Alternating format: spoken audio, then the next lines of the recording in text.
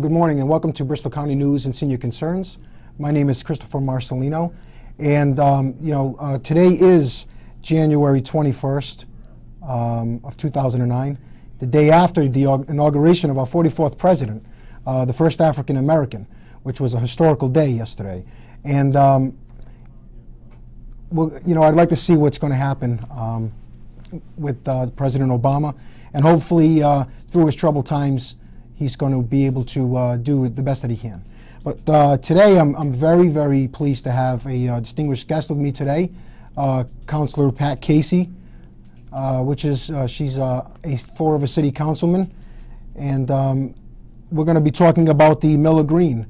As all of you do know, that for the last month or so, this has been a controversy in the city and throughout the local media.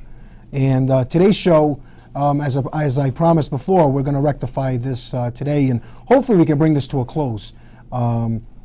And Councilor Pat Casey, I would like to welcome you to the show. How are you? Thank you very much, Chris, and I thank you for allowing me to be here to straighten this out.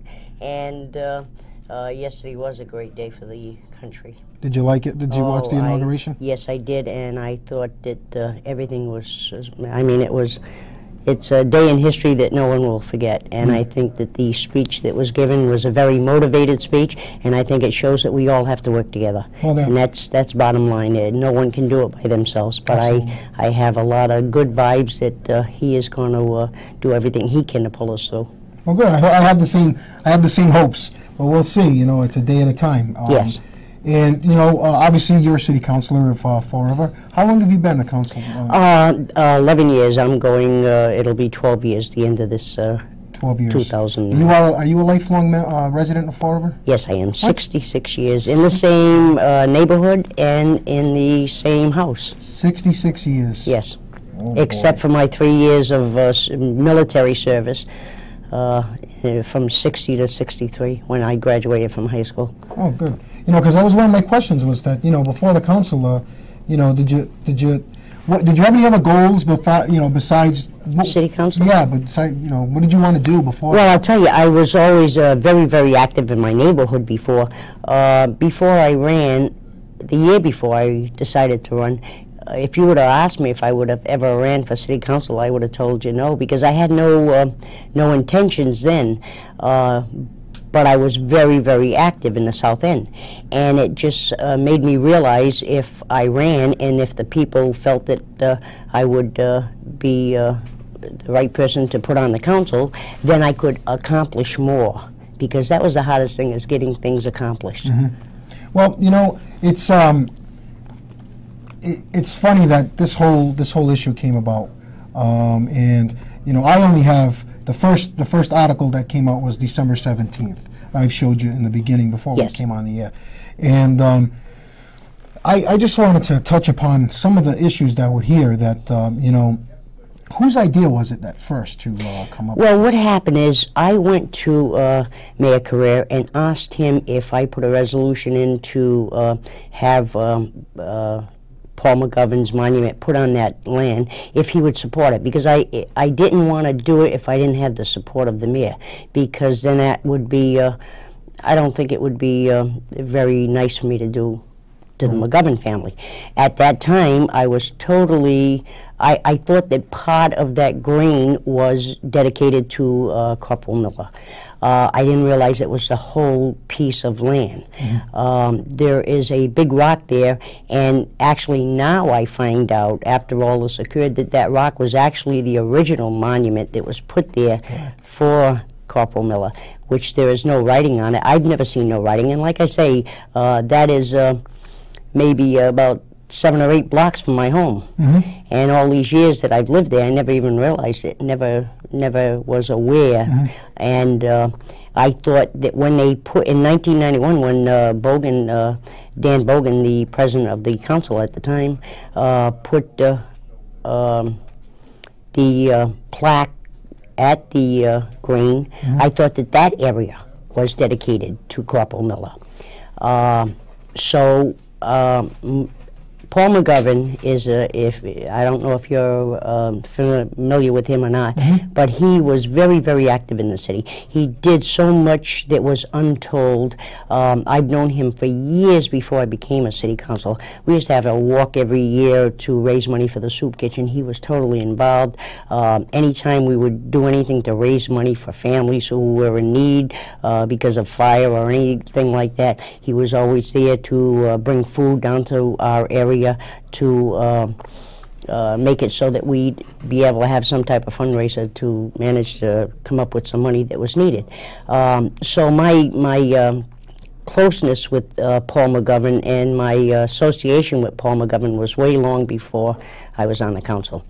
I thought that being right near the restaurant, I thought that that would be very appropriate for us to show respect and honor to someone who gave so much to the community. Did I make a mistake? Yes, I did. I have made it very clear, and I've apologized for making an error. I'm not perfect. I've never thought I was perfect, but I certainly try not to do something that is against what should be. And if I was aware at all that that was totally dedicated to him, I certainly wouldn't have even done it. Or if I did think that it should be put there, I would have gone to the veterans first. I mean, as a veteran myself, I certainly respect anyone who's served, whether they've given their life, whether they've given their time, whether no matter what they've given to the military, total respect. But once I found out, then I wanted to address my error. I didn't want to do it fast because I wanted to make sure the avenue I was going into was not going to hurt anyone at all, including McGovern's family. They've been through enough. I think that was very prudent so that we would make sure that it was corrected properly. I had gone to Kathy McGovern. I was in contact with Pat McGovern. I know, like I say, it's like family. I sat down with them, and there was an area there that's partially owned by the city, and it's right on the gas station property. That part of it is owned by the city, and Frank Crossan was willing to donate any part of that property that we needed because he owns it. And he had called me up right away and said that if we needed it, he would donate it to the city so that we could put McGovern's monument there. But I had a little fear that the family might go through some concerns again, because it's possible that some of the veterans might have been offended that it was right across from where the green is.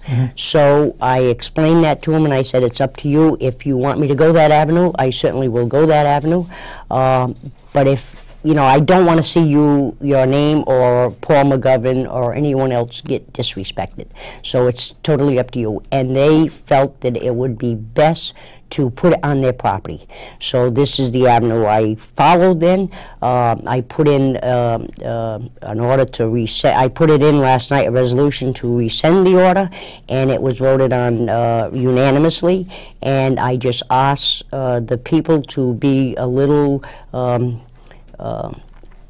cooperative on us moving it because of weather. I don't want to you know, move it and, you know, do any damage to the monument. So that's what we're asking. Well, let me get on some.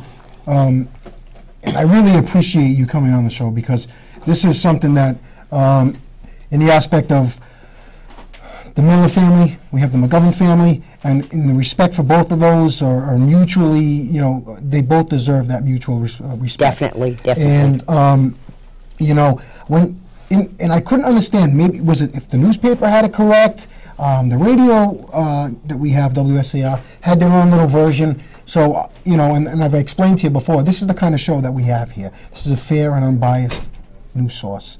You know, we just want to get the facts out there correctly to the people, and do the best that we can, okay? And on that article of December 17th that you had seen, that this is what had the question of whose idea was it, and you said that you approached the mayor, but here